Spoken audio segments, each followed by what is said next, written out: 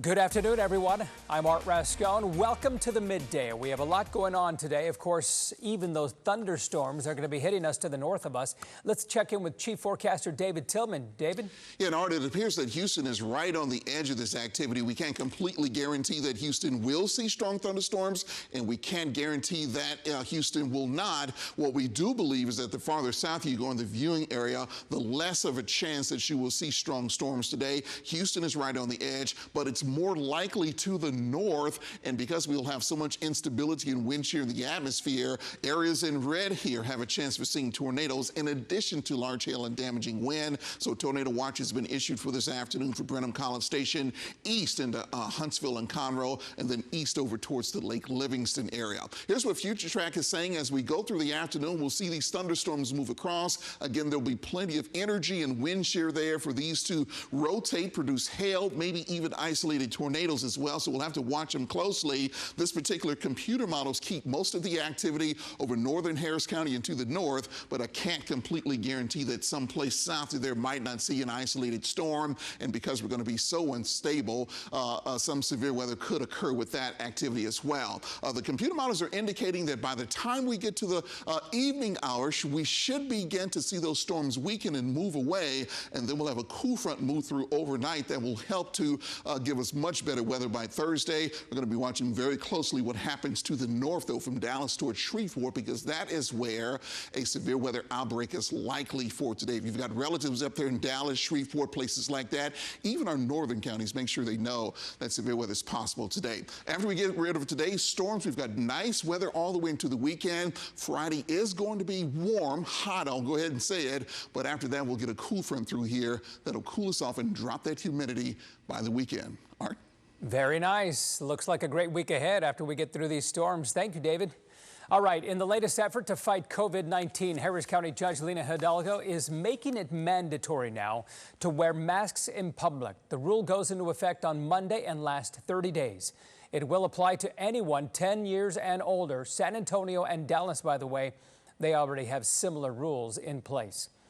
Well, during this morning's City Council meeting, the mayor discussed just how much money the City of Houston will receive from the CARES Act.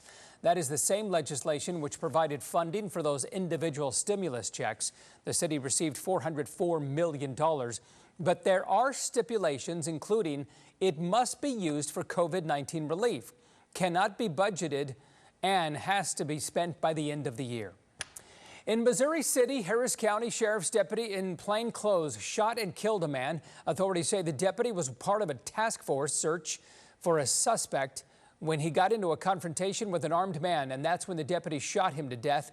Turns out the man was out guarding his neighbor's house, and his gun turned out to be a BB gun. More conversation on that in the future. Deputies located the driver accused of causing this big mess in North Harris County. Sheriff Ed Gonzalez said the man appeared to be drunk. Deputies say the driver was speeding when he hit that pole and then that shack. You can clearly see the damage. He then ran away. A passenger in the back seat was seriously hurt in that accident. All right, now let's take a look at some of the positive stories coming out of the pandemic. Always good to get a view of those. Here's Tom Cook. 8th grade student Zach Gosselin saw a need for donations at a local food pantry. So he and two classmates set up 3 food drop-off locations at stores in Billerica, Massachusetts. They collected enough food and supplies for 400 families. 25 days after giving birth by emergency C-section, a Brooklyn mother is reunited with her baby. Iris Nolasco tested positive for the coronavirus and had to be admitted to the ER as she struggled to breathe. Doctors performed an emergency C-section, and it took days for Nolasco to recover from COVID-19. Now, she's finally holding her infant, Isabella Michelle. Mackenzie Miranda, a nurse at Indiana University Health in Avon, has been self-isolating to protect her family from coronavirus. But that didn't stop her from celebrating her son Brayson's 7th birthday. Happy birthday to you. Happy birthday, Brayson! A Kansas elementary school principal misses her students so much she has decided to sing about it. Starside Elementary's Chris Meyer changed the words to The Little Mermaid's Part of Your World to let students know she wants to be where they are. That's where they'd walk, that's where they'd run, that's where they'd stay all day in the sun, wandering free. Myers says she just wants to spread a little joy. Tom Cook, ABC 13 Eyewitness News. Well, she's certainly spreading that joy. Those playgrounds are missed by those kids. Hopefully they'll reopen soon. That's it for the Midday. Thanks for joining us on this beautiful Wednesday. We'll be back here tomorrow afternoon.